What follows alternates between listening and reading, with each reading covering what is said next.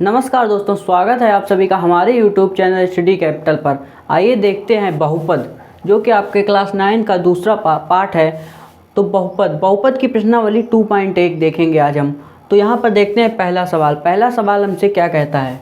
निम्नलिखित व्यंजकों में कौन कौन एक चर में बहुपद हैं और कौन कौन नहीं हैं, कारण के साथ अपने उत्तर दीजिए। तो हमको बताना है कि इसमें निम्न में से कौन कौन एक चर में बहुपद, कौन से पद जो दिए गए हैं एक चर में बहुपद हैं या बहुपद नहीं हैं। तो आइए सबसे पहले हम जानते हैं कि चर क्या होते हैं। तो देखिए, एक होता है चर, एक होता है अचर। चर हमारे पास होते हैं, आपने देखिए इसमें ये मान लीजिए ये दिया गया है। इसमें जो बाई है, जो ये वर्ड दिए जाते हैं, Y, X, Z, L, M, N, ये सब हमारे होते हैं चर। और अचर क्या होती हैं? जो संख्याएं दी जाती हैं 2, 3, 4, 1, 2, 3, 4, 5, 6, ये हमारे होते हैं अचर। तो चर और अचर आपने जान लिया। अब जान लीजिए कि बहुपद क्या होता है। बहुपद, तो यहाँ पर देखिए बहुपद,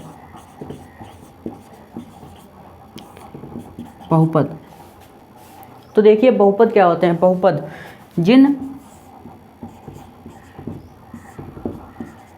चरों की घात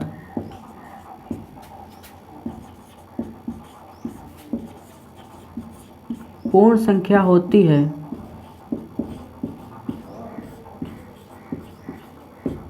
वे पद बहुपद होते हैं। तो आपने बहुपद और चर अचर जान लिया है। अब इसको यहाँ से हटा देते हैं। अब सवाल की ओर चलते हैं।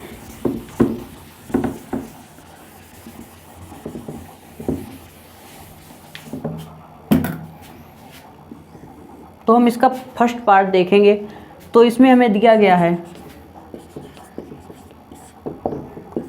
4x² - 3x + 7।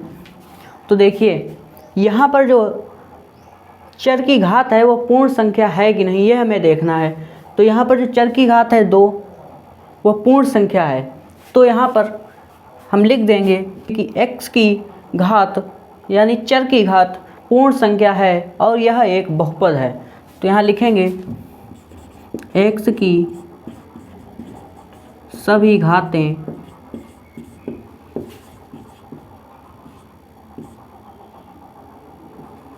पूर्ण संख्या हैं और यह एक बहुपद है। तो दोस्तों हमारा फर्स्ट पार्ट सॉल्व हो गया है। अब हम देखेंगे इसका सेकेंड पार्ट। सेकेंड पार्ट क्या है? y² + √2। तो यहाँ पर देखिए y² + √2, यहाँ पर हमें देखनी है चर की घात। तो यहाँ पर हमें चर की घात दी गई है जो कि हमारी एक पूर्ण संख्या है, क्योंकि पूर्ण संख्याएं होती हैं 0 से लेकर 1, 2, 3, 4 ऐसे करके। तो ये हमारी एक पूर्ण संख्या है। तो यहाँ पर भी हम लिखेंगे कि चर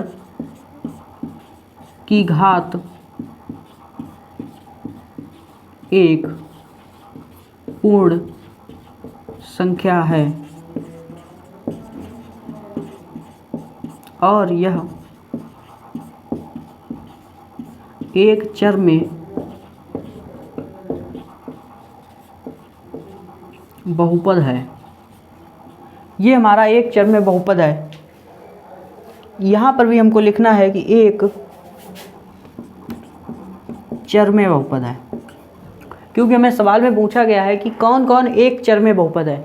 यहाँ पर जो चर दिए गए हैं x है, यहाँ पर y है, ये एक ही है। जैसे यहाँ पर x y दोनों नहीं है एक पद में, इसलिए हम लिख देंगे कि एक चर में बहुपद है। यहाँ पर हमारा फर्स्ट और सेकंड पार्ट सॉल्व हो जाता है। हम देखेंगे इसका तीसरा पार्ट। आइए दोस्तों देखते हैं सवाल नंबर 1 का तीसरा पार्ट और चौथा पार्ट। तो तीसरा पार्ट देखेंगे पहले। तीसरा पार्ट क्या है? 3√t + t√2। तो यहाँ पर हम देखेंगे बहुपद के लिए हमारी शर्त होती है कि प्रत्येक चर की घात एक पूर्ण संख्या हो। तो यहाँ पर हमें दिख रहा है कि रूट टी, यह यहाँ पर टी की घात रूट टी बराबर यहाँ पर टी की घात 1/2 होगा। तो जो ये है 1/2 यह एक पूर्ण संख्या नहीं है। तो यहाँ पर इसलिए हम लिख देंगे, चलो इसको लिखे रहने देते हैं, यहाँ पर हम लिख देंगे इस टी की घात एक पूर्ण संख्या है लेकिन यहाँ पर नहीं है, तो यह बहुपद नहीं हो पाएगा। यहाँ पर हम लिख देंगे टी की घात, यहाँ पर लिखेंगे प्रथम पद में, यह हमारा प्रथम पद है, ये सेकंड पद, दूसरा पद है। प्रथम पद में टी की घात 1/2 है,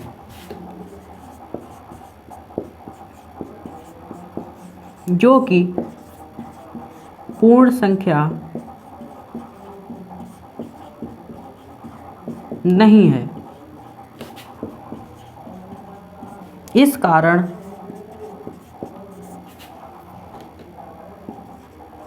यह पद बहुपद नहीं होगा। तो दोस्तों यहाँ पर हमारा तीसरा पार्ट सॉल्व हो गया है। हम देखेंगे इसका चौथा पार्ट। चौथा पार्ट क्या है, बाई प्लस 2/22। तो हम इसको ऐसे लिख सकते हैं, बाई प्लस 2। अब इस बाई, ये नीचे बाई है इसके बटे में, इसको हम ऊपर ले जाएंगे तो इसकी पावर माइनस की हो जाएगी, ये तो आप जानते ही होंगे। यहाँ पर ले आएंगे, इसकी पावर हो जाएगी -1। तो अब देखिए ये हमारी एक पूर्ण संख्या नहीं है क्योंकि यहाँ पर माइनस लग गया है। पूर्ण संख्या होती हैं 1 2 3 4। तो अब यहाँ पर ये हमारा बहुपद नहीं रह गया है, तो हम यहाँ पर लिख देंगे द्वितीय पद में बाई की घात -1 है, जो एक पूर्ण संख्या नहीं है।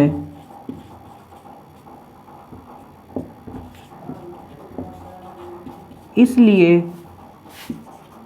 यह पद बहुपद नहीं होगा। दोस्तों यहाँ पर हमारा तीसरा और चौथा पार्ट भी सॉल्व हो गया है। अब हम देखेंगे इसमें पांचवा। आइए दोस्तों देखते हैं सवाल नंबर 1 का पांचवा पार्ट।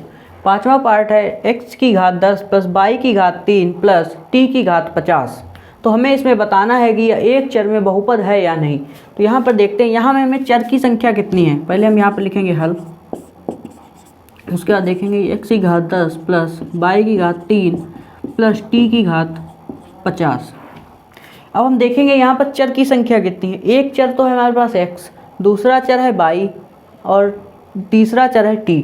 तो यहाँ पर हमें 3 चर दिए गए हैं और यहाँ पर पूछा है, सिर्फ बताया गया है कि एक चर में बहुपद है या नहीं।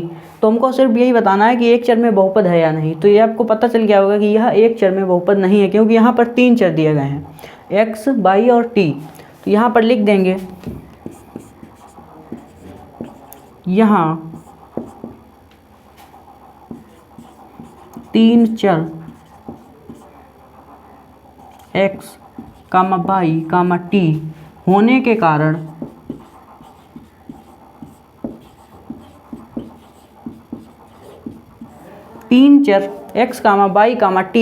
कारण यह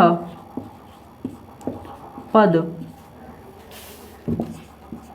एक चर में बहुपद नहीं है। तो ये हमारा एक चर में बहुपद नहीं है। इसी के साथ हमारा पांचवा पार्ट भी सॉल्व होता है, जो कि हमारा लास्ट पार्ट था सवाल नंबर 1 का। अब हम देखेंगे दूसरा सवाल। आइए दोस्तों देखते हैं दूसरा सवाल। दूसरे सवाल का फर्स्ट पार्ट क्या है, देखेंगे दूसरा सवाल क्या कहता है। प्रत्येक में से x² का गुणांक लिखिए। तो हमें प्रत्येक में से जो ये दिए गए हैं इनमें से x² का गुणांक बताना है। तो पहला सवाल है 2 + x² + x। तो हम इसमें x² का गुणांक, तो दोस्तों गुणांक क्या होते हैं, ये हमारे पास लिखे हैं 3x, 4y, 3x की घात 5। अब देखिए यहाँ पर हमें दिया गया है 3x, तो हमसे अगर पूछा जाए कि x का गुणांक क्या है तो हमें बताना है कि यहाँ पर x का गुणांक 3 है। अगर यहाँ पर पूछा जाए कि y का गुणांक बताइए तो यहाँ पर बताएंगे कि y का गुणांक 4 है। और यहाँ पर अगर पूछा जाए 3x की घात 5 में, तो 3x अगर पूछा जाए कि x की घात 5 का गुणांक क्या है तो आप बताएंगे कि 3 है। हम इस सवाल में देखेंगे कि x स्क्वायर का गुणांक क्या है। 2 + x स्क्वायर +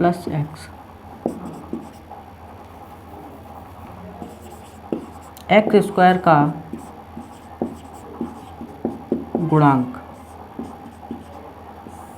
तो यहाँ पर हमें बताना है एक्स स्क्वायर का गुणांक। तो देखेंगे एक्स स्क्वायर यहाँ ये दिया गया है हमारे पास। इसके गुणांक में जहाँ पर गुणांक कुछ नहीं होता है वहाँ पर 1 होता है, तो यहाँ पर प्लस का 1 है हमारे पास।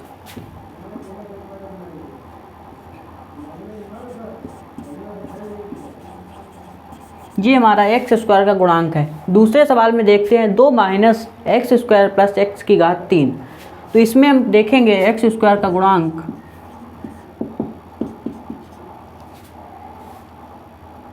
2 - x स्क्वायर + x की घात 3 में एक्स स्क्वायर का गुणांक। तो इसमें से हमें एक्स स्क्वायर का गुणांक निकालना है। यहाँ पर देखिए यहाँ भी हमें गुणांक में इसके पास कुछ नहीं है। एक्स स्क्वायर के गुणांक में है 1 मान लीजिए, ठीक है, क्योंकि 1 ही है। इसके बाद यहाँ पर देखिए माइनस का चिन्ह लगा हुआ, तो हमारे पास गुणांक में हो जाएगा -1।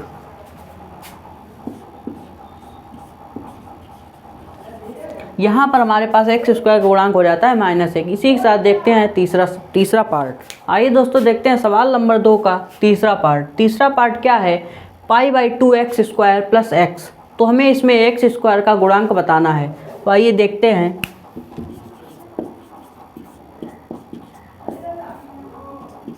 π/2x स्क्वायर + x स्क्वायर का गुणांक। तो हमें इसमें से एक्स स्क्वायर का गुणांक पता करना है। तो यहाँ पर देखिए प्लस का निशान है मान लीजिए, और यहाँ पर π/2x स्क्वायर का गुणांक है। अगर यहाँ पे माइनस होता तो माइनस भी ले लेते साथ में, प्लस है तो प्लस नहीं लिया जाता है। तो यहाँ पर लिख देंगे एक्स स्क्वायर का गुणांक π/2।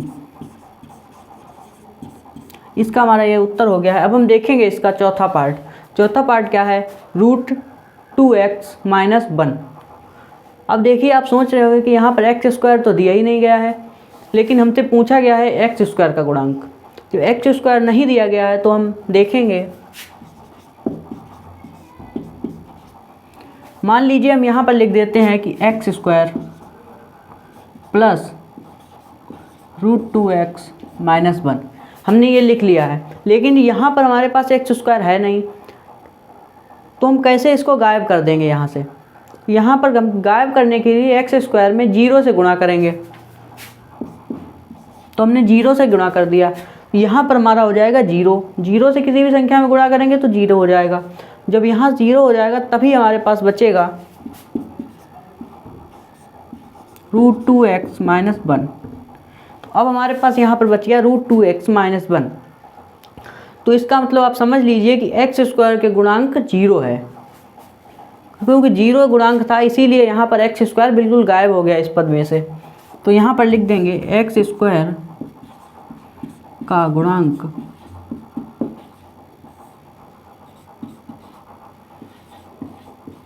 शून्य। तो यहाँ पर हमारा एक्स स्क्वायर का गुणांक 0 हो जाता है। हम इसी के साथ देखेंगे अगला पार्ट। आइए दोस्तों देखते हैं तीसरा सवाल। तीसरा सवाल हमसे क्या कहता है कि 35 घात के द्विपद का और 100 घात के एक पदी का एक उदाहरण दीजिए। तो हमें यहाँ पर 35 की घात का एक द्विपद और 100 घात का एक पदी व्यंजक लिखना है। तो यहाँ पर पहले देखेंगे नंबर 1 में हम देखेंगे 35 घात का द्विपद, घात का द्विपद व्यंजक। तो हम पहले देखेंगे 35 घात का एक द्विपद व्यंजक। अब देखेंगे, पहले आप जान लीजिए द्विपद और एक पद क्या होता है। यहाँ पर हमारे पास लिखा है यह एक x, ये हमारे पास एक पदी है। अब यहाँ पर लिखते हैं x² + 1, ये हमारा द्विपदी है। और यहाँ पर हम लिखते हैं x² + x + 1, ये हमारा त्रिपदी हो जाएगा। तो इसी प्रकार से हम देखते हैं इसको, यहाँ पर हमें 35 की घात का द्विपद व्यंजक लिखना है। तो यहाँ पर हम लिख देंगे, अनेकों लिख सकते हैं दोस्तों, हम यहाँ पर लिख देंगे 4x की घात 35 + 8, और हम यहाँ पर लिख सकते हैं 7x की घात 35 + 6, 8x की घात 35 + 4x। ये सब हमारे द्विपद हैं, लेकिन हमें सिर्फ यहाँ पर एक ही लिखना है, तो इसलिए हम इन्हें यहाँ से इनको हटा देंगे और ये हमारा उत्तर हो जाएगा। अब हम इसका देखेंगे सेकेंड पार्ट है कि 100 घात के एक पदी का एक उदाहरण दीजिए। तो अब देखेंगे, यहाँ पर लिखेंगे सेकेंड, यहाँ पर लिखेंगे 100 घात का एक पदी व्यंजक। तो हम यहाँ पर लिख देंगे, लिखेंगे 7x की घात 100, और भी यहाँ पर लिख सकते हैं 10x की घात 100, यहाँ लिख सकते हैं 7/5 की घात 5x की घात 100, और भी लिख सकते हैं कि 325/625 x की घात 100। तो यहाँ पर ये सब हमारे 100 घात के एक पदी व्यंजक है, लेकिन यहाँ पर हमें उदाहरण के तौर पर एक ही लिखना है, इसलिए इनको हटा देते हैं और यह हमारा उत्तर हो जाएगा 7x की घात 100। तो अब यहाँ पर हमारा तीसरा सवाल सॉल्व हो गया है। हम देखेंगे इसका चौथा सवाल। आइए दोस्तों देखते हैं चौथा सवाल। चौथा सवाल क्या है, निम्नलिखित बहुपद में प्रत्येक बहुपद की घात लिखिए। तो हमें प्रत्येक बहुपद में बहुपद की घात लिखनी है। तो आइए दोस्तों देखते हैं बहुपद की घात के बारे में। तो यहाँ पर देखिए बहुपद की घात,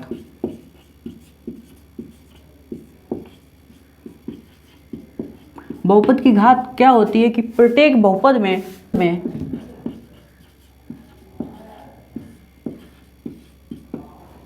बड़ी घात वाले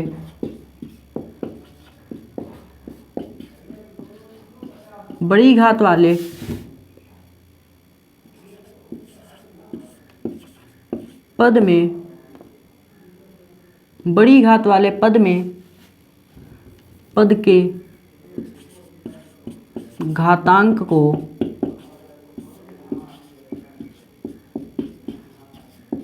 बहुपद की घात कहते हैं। तो दोस्तों देखिए बहुपद की घात क्या होती है। बहुपद की घात प्रत्येक बहुपद में बड़ी घात वाले पद में घातांक, पद के घातांक को बहुपद की घात कहते हैं। तो देखिए सबसे बड़ी घात वाला पद ये दिया गया है 4x 5x³ + 4x² + 7x। तो यहाँ पर सबसे बड़ी घात वाला पद हमारे पास है 5x³। इसके बाद हम देखेंगे इसकी घातांक 3 है। यही हमारी बहुपद की घात होती है। तो इसको हम हटा देते हैं यहाँ। हमने आपको समझा दिया है कि सबसे बड़े घात वाले पद के घातांक को ही हम बहुपद की घात कहते हैं। तो यहाँ पर देखिए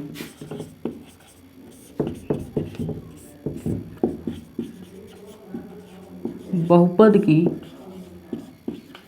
घात, ये हमारा बहुपद है, इसमें सबसे बड़ी घात वाला पद है 5x³। उसके बाद हम उसके घातांक को ही लिखेंगे जो हमारी बहुपद की घात होगी। तो यहाँ पर सबसे बड़ी घातांक क्या है 3, ये हमारी हो गई बहुपद की घात। आइए देखते हैं दूसरा सवाल। दूसरा सवाल क्या है 4 - y²।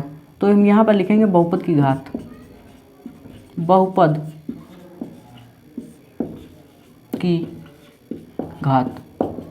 तो इसमें देखिए सबसे बड़ी घात वाला पद कौन सा है y²। तो इसका घातांक क्या है 2। तो यहाँ पर हो जाएगी हमारी घात 2। तो यहाँ पर बहुपद की घात हो गई 2। अब देखते हैं तीसरा सवाल। तीसरा सवाल क्या है 5t - √7। यहाँ पर देखिए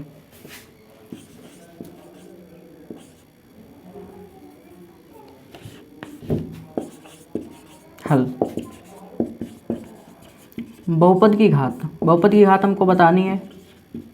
बहुपद की घात, तो यहाँ पर देखिए 5t, तो यहाँ पर t की यहाँ पर एक ही पद है जिसमें चर है, उसकी घात क्या है 1, तो यहाँ पर हमारी बहुपद की घात हो जाएगी 1। तो दोस्तों हम देखेंगे इसका चौथा सवाल है 3, तो इसमें हमें देखना है बहुपद की घात कितनी है। तो देखिए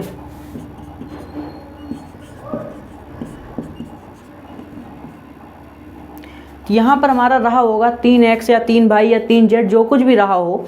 तो देखिए 3x मान लेते हैं, तो उसकी घात कितनी रही होगी।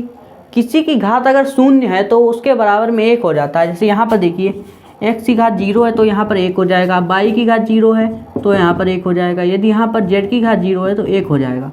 तो यहाँ पर x की घात 0 रही होगी। जब x की घात 0 रहेगी तब x बराबर 3 की घात x की घात 0 बराबर, जब यहाँ पर घात 0 रही होगी तो यहाँ पर 3 गुणे 1 हो जाएगा, तो यहाँ पर आ जाएगा 3। तो इसका मतलब है x की घात 0 बराबर 1। तो हमारे पास इस बहुपद की घात हो जाएगी 0। यहाँ पर लिख देंगे बहुपद की घात 0। इसी के साथ हमारा चौथा सवाल सॉल्व हो जाता है। आइए दोस्तों देखते हैं पांचवा सवाल हमसे क्या कहता है कि बताइए कि निम्नलिखित बहुपदों में कौन कौन बहुपद रैखिक हैं, कौन कौन द्विघाती और कौन कौन त्रिघाती हैं। हमें बताना है कौन कौन से बहुपद रैखिक हैं, कौन से द्विघाती और कौन से त्रिघाती हैं। तो हम पहले देखते हैं सवाल नंबर 1। इसमें हम देखेंगे कि ये पद है हमारा x² + 1। तो हम इसमें पहले पता करेंगे कि इस बहुपद की घात कितनी है। तो इसकी घात इसकी घात 2 है। तो हम यहाँ पर नीचे लिख सकते हैं कि घात 2 होने के कारण यह बहुपद द्विघाती है।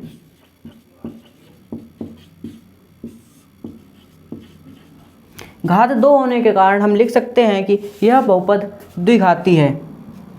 इसके बाद हम देखेंगे, पहला सवाल हमारा सॉल्व हो गया। अब हम देखेंगे इसका सेकेंड पार्ट है x - x की घात 3। x - x की घात 3, तो इसकी सबसे बड़ी घात है 3, तो इस बहुपद की घात हो जाएगी 3। तो यहाँ पर लिखेंगे बहुपद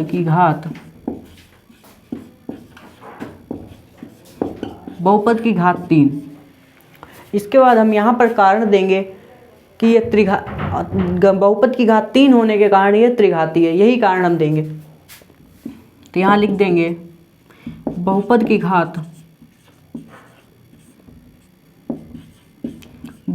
घात 3 होने के कारण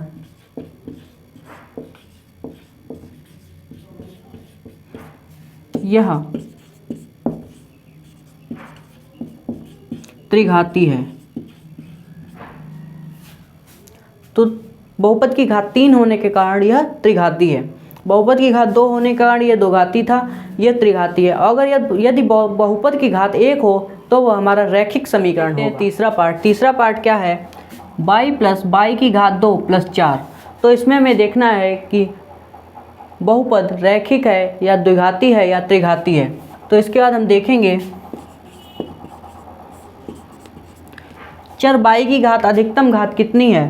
तो अधिकतम घात है 2, इसलिए यह बहुपद हमारा द्विघाती होगा। तो यहाँ पर लिखेंगे चर y की घात 2, y की अधिकतम घात भी लिख सकते हैं, अधिकतम घात 2 है, इसलिए यह द्विघाती है।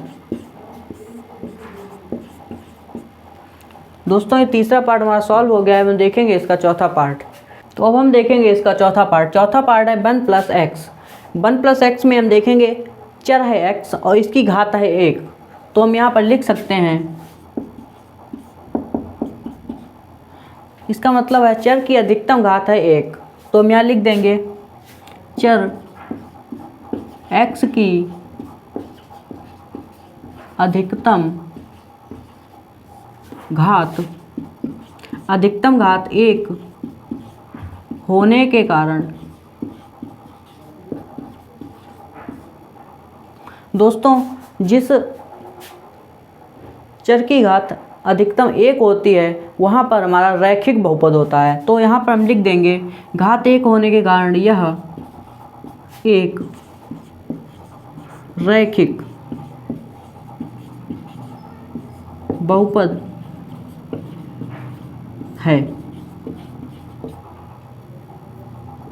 ये हमारा हो गया रैखिक बहुपद। तो यहाँ पर हमारा चौथा पार्ट सॉल्व हो जाता है। अब हम देखेंगे इसका पांचवा पार्ट। आइए दोस्तों देखते हैं पांचवा पार्ट। पांचवा पार्ट क्या है, 3t है। तो इसमें हमें देखना है चर की अधिकतम घात कितनी है। तो यहाँ पर चर की अधिकतम घात है 1, तो चर की अधिकतम घात 1 होने के कारण ये हमारा रैखिक बहुपद होगा। तो हम यहाँ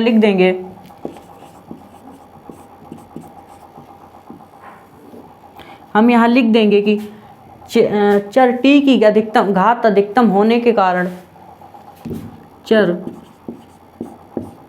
t की घात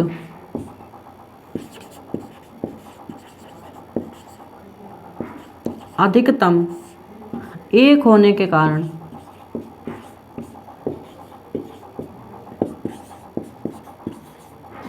यह एक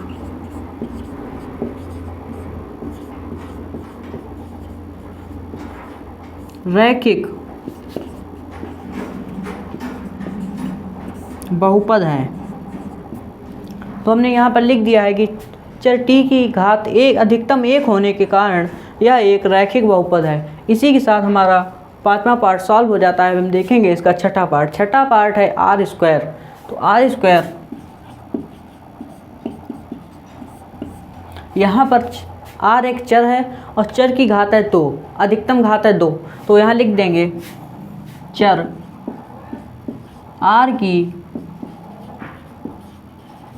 अधिकतम घात 2 होने के कारण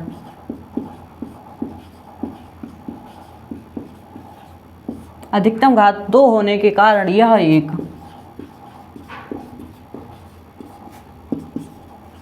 द्विघाती बहुपद है।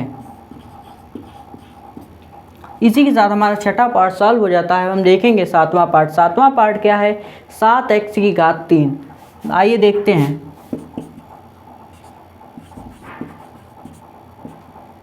सात एक्स की घात 3। यहाँ पर हमारे पास चर है x और x की अधिकतम घात हमें देखनी है। तो एक ही पद है तो उसमें देखेंगे x की अधिकतम घात 3 है। तो यहाँ लिख देंगे यह बहुपद हमारा त्रिघाती होगा। यहाँ लिखेंगे चर x की घात 3 होने के